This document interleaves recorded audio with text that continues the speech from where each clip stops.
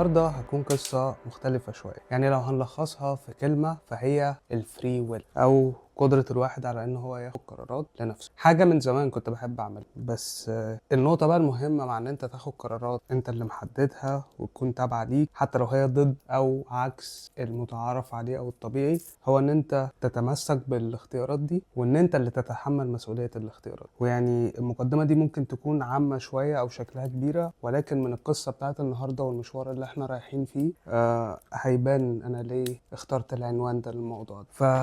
فيلا في أول فلوج من حوالي 10 سنين، لكن الفلوج دي أتمنى تكون مفيدة ليكوا زي ما هيكون ممتع ليا إن أنا أعملها تاني، لأن كنت بعمل الكلام ده زمان مبقتش بعمله أوي. فنروح نشوف بقى هنعمل إيه في مشوار في مصالح حكومية.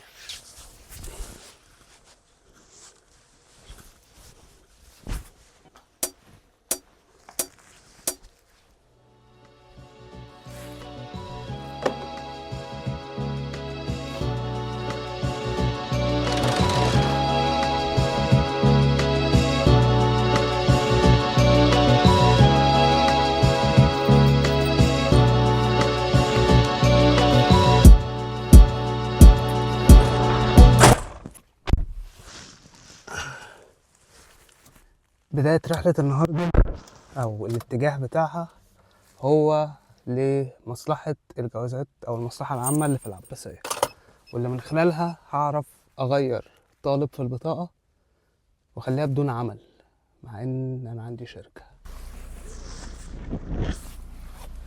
أول فيديو ليا على يوتيوب عملته في حياتي، اللي هو في الوقت اللي أنا كنت فيه غريب جدا وأنا بعمل فيديوهات، بس كانت بدايتي وكنت مهتم جدا بالموضوع لأن كان بالنسبة لي يوتيوب ده اكتشاف عظيم قوي. لاحظوا ان وقتها او الفتره اللي قبلها كان الانترنت في مصر سيء جدا، لدرجه ان انا علشان اتفرج على فيديو يوتيوب كان الموضوع بياخد وقت كتير ان انا استناه، وكنت اقصى كواليتي ممكن اشوف بيها فيديو هي ثانيه انا قادر الكاميرا سيت اب جديد بقى.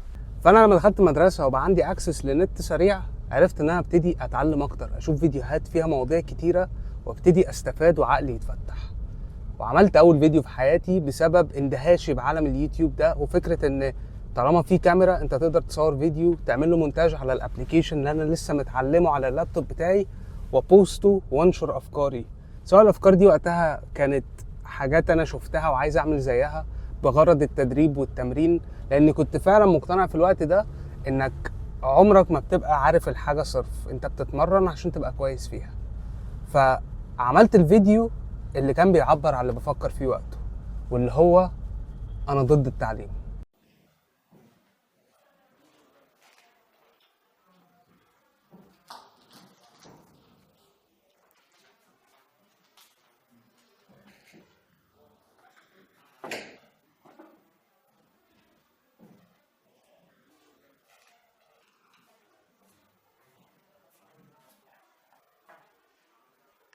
دي منظومة قديمة صلاحيتها انتهت من مئات السنين. بقى ده مش محرج؟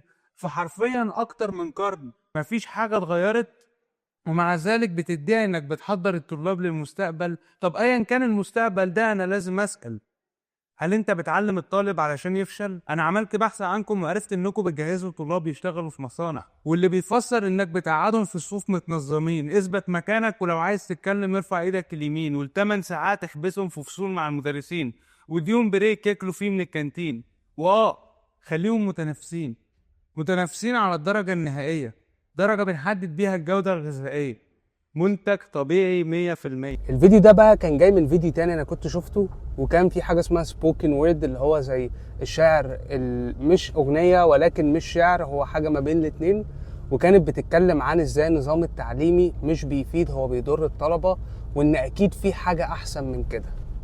وده فعلا شدني، وهو اللي ابتدى يغير تفكيري في المرحله دي للحاجه اللي بقيت حياتي حطتني في اتجاه تاني، واظن ان هي ليها فضل كبير عليا.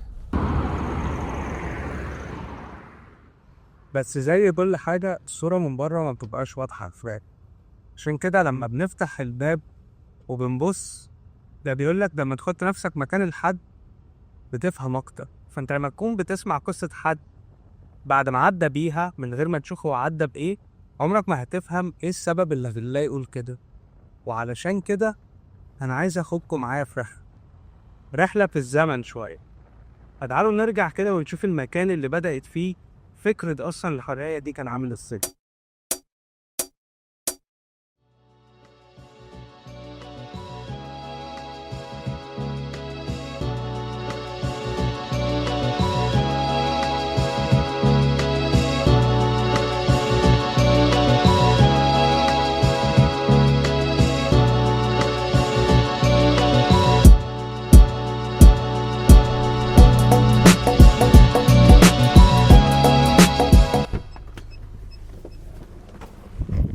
فانا بقى حبيت اوريكم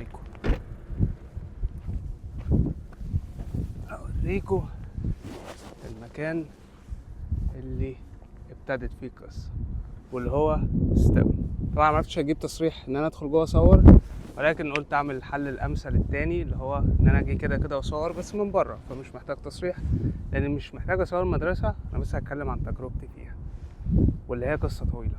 فتعالوا نقعد كده ونتكلم. المكان ده مع ان زمان من حوالي 10 سنين دلوقتي كان نفسنا كلنا نخرج منه باي شكل عشان نوصل للبوتنشال بتاعنا. احنا اتعلمنا الحاجات اللي اتعلمناها جوه وفهمنا وجاهزين ان احنا بقى اللي يروح الجامعه واللي يبدا حياته، وكل حد على اللي في دماغه. ولكن انا وقتها كان اللي في دماغي الحاجتين او الكلمتين الاساسيين اللي انا اتعلمتهم. خلينا نلبس الحزام الاول علشان انا كنت في حته صحراويه، فدلوقتي انا ماشي مظبوط. الكلمتين اللي اتعلمتهم في التجربه بتاعت ستيم، او يعني الطريقه اللي الخص بيها التجربه دي، كانت فريدم او الحريه، واكسبيرينس واللي هي التجربه. وحرفيا بمعنى كلمه اكسبيرمنتنج ان انت بتجرب وبتغلط وتتعلم. ودي كانت في كل حاجه مبنيه في نظام المدرسه، طريقه التعلم اللي فيها، المناهج، الطريقه اللي انت بتذاكر بيها، حتى الطريقه اللي بتحل بيها الامتحان. لانك تدخل الامتحان اول مره انت مش متوقع الامتحان ده، لانك لما بتدخل الامتحان اول مره انت مش متوقع الامتحان ده اصلا بيمتحنك بطريقه عامله ازاي. ولكن بعد اول مره بتبتدي تفهم الطريقه اللي الامتحانات بتتعمل بيها، تالت مره ورابع مره وهكذا. فهي عن طريق الاكسبيرمنتنج ده اللي انت اصلا بتفهم فيه ازاي تحل الامتحان. فهي دي طريقه متاصله في الكالتشر بتاعت ستيم، واللي غيرت تفكير الواحد. لان قبل كده الموضوع كان بسيط جدا، انت هتحفظ اللي مكتوب في الكتاب، هتدخل هتلاقي الامتحان بيسأل على نص المعلومة، بيقول لك نص المعلومة وبيقول لك كمل باقي المعلومة، وانت بتكمل باقي المعلومة. موضوع متوقع وعادي. فالطريقة اللي اتعلمنا كلنا بيها في المدرسة أثرت فعلا على طريقة تفكيرنا وخلتنا ناس أحسن بشكل أو بآخر كطلبة في سن من 16 ل 18 سنة، ناس لسه أو شباب لسه يعتبروا أطفال لبعض الناس. وبالنسبة لنا دلوقتي يعتبر كنا أطفال وقتها، ولكن اتعلمنا كتير وده فادنا في حياتنا. فنتيجة على ده لما وصلت لآخر ال3 سنين وخلاص هنطلع من المدرسة وهنتخرج ومحتاجين ناخد قراراتنا، أنا بصراحة الحاجات اللي اتعلمتها دي تمسكت بيها. طبعا كل حد من دفعتي، بس حتى الناس اللي كانت حواليا او من اي حد دخل في التجربة دي، اكيد النتيجة والطريقة اللي هو مر بالموضوع مختلفة عن الشخص التاني. ولكن انا الكلمتين دول كانوا بالنسبة لي هما النتيجة الأكبر والحاجة اللي خدتها وطبقتها بعد كده. لما جيت لقرار الجامعة قررت إن أنا فعلا أخد قرار جريء، وإن أنا بدل ما أدخل هندسة أو حاسبات ومعلومات، تقريبا كان دول التو أوبشنز اللي عندنا، أنا قررت أدخل بيزنس لأني كنت مهتم أكتر بالمجالات دي. وأنا كان عندي طموح إن أنا أعمل شركة، مش مجرد ان انا اكون موظف او ان انا اكون شغال في منظومة كبيرة. انا عايز انا ابني الحاجة دي. ومع ان لو بصيت لها لورا من طريقة تفكيري وقتها عن دلوقت، فانا كنت طفل ما كنتش عارف اي حاجة. ولكن مجرد وجود الطموح ده والجرأة او الكورج على ان انت تمشي وراه، صدقوني ده بيفرق كتير. وكان ده القرار، اني هخاطر وهجرب. ورحت وقدمت وخدت منحة لان ما كانش ينفع ادخلها بطريقة عادية. ولكن جامعة النيل بالنسبة لي بقى هي كلمة واحدة مختلفة خالص عن الكلمتين بتوع تجربة ستيم. تجربة جامعة النيل بالنسبة لي أقدر أسميها السم في العسل، لأن هي كان فيها حاجات كويسة وأنا استفدت كتير بالوقت ده ال4 سنين بتوع الجامعة، ولكن كان فيها حاجات وحشة جدا. وهو ده فكرة بقى القرارات اللي بتاخدها بشجاعة وتتمسك بيها وتشوف الغلط وتخبط جامد، تقع جامد وتتعلم وتصلح وتعمل الحاجة الأحسن. ولكن عشان أكلمك عن المرحلة دي ونستحضر الذكريات مع بعض، تعال نروح نتكلم هناك.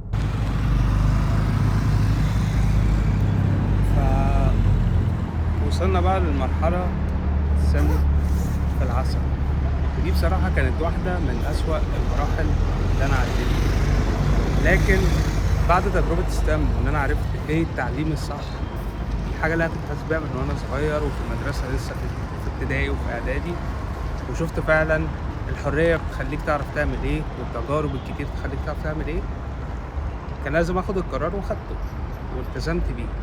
التزمت بالقرار اللي أنا خدته وتحملت نتائجه. لكن في تجربة الجامعة حصل كذا مشكلة. أولهم إن أنا اتعرفت على جروب وحش قوي وابتديت أتعلق بيهم وأتعامل معاهم، وده عمل كيرف في حياتي. ولكن برضو كان في حاجة كويسة جدا حصل، ودي كانت الفيجن بتاعتي، وابتديت أعمل غلطات وأتعلم منها وأتحسن، واستمريت على ده طول فترة الجامعة، فبقيت أحسن في الحاجة اللي أنا مهتم بيها.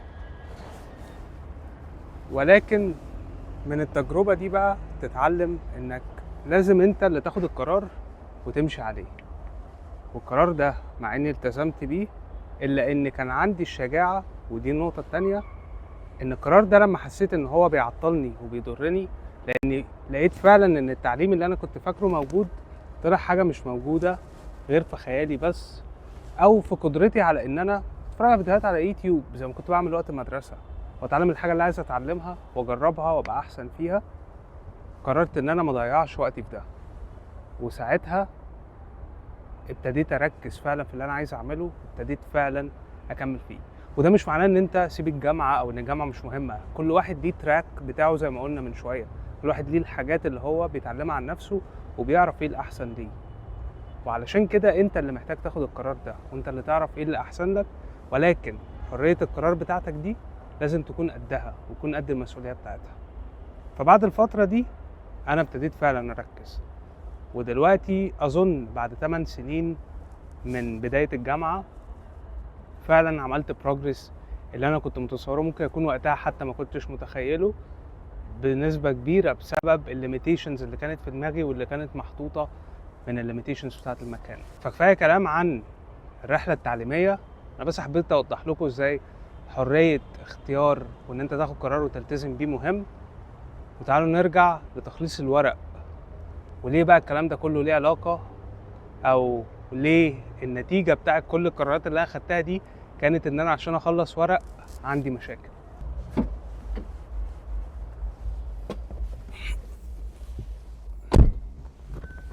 الورق بقى سببه ان انا عشان سبت الجامعه، فانا محتاج ان انا اخلص ورقي علشان محتاج ان انا اسافر، او مش محتاج يعني عايز اسافر. فتخليص الورق في الحاله دي معقد جدا، لانك طالما السيستم مش منظم عشان حاجه زي كده، او عشان يقلقه ويخليك تقدر تعمل حاجه زي كده، فانت ما عندكش حريه الاختيار. فهي النتيجه اللي في الاخر او التحديات اللي بتقابلك في الاخر في النتائج اللي مالهاش اي علاقه بالموضوع نفسه، زي مثلا انك الشهاده مهمه عشان الجواز، عشان مستواك الاجتماعي، او مش مستواك الاجتماعي، عشان صورتك الاجتماعيه قدام اهل العروض. دي حاجات ومعوقات بتخلينا نلمت ناس كان ممكن من هم صغيرين يبقوا بيعملوا ارقام وبيعملوا لنفسهم مستقبل احسن بكتير من لو كانوا ضيعوا وقتهم في حاجه ممكن تكون مش هي الامثل ليهم ومش هي الحاجه بتاعتهم. وان احنا نفهم ان في الاوبشنز اللي خارج الاطار الطبيعي، وان في حريه اختيار لو اديناها للشباب الصغيرين وعلمناهم بس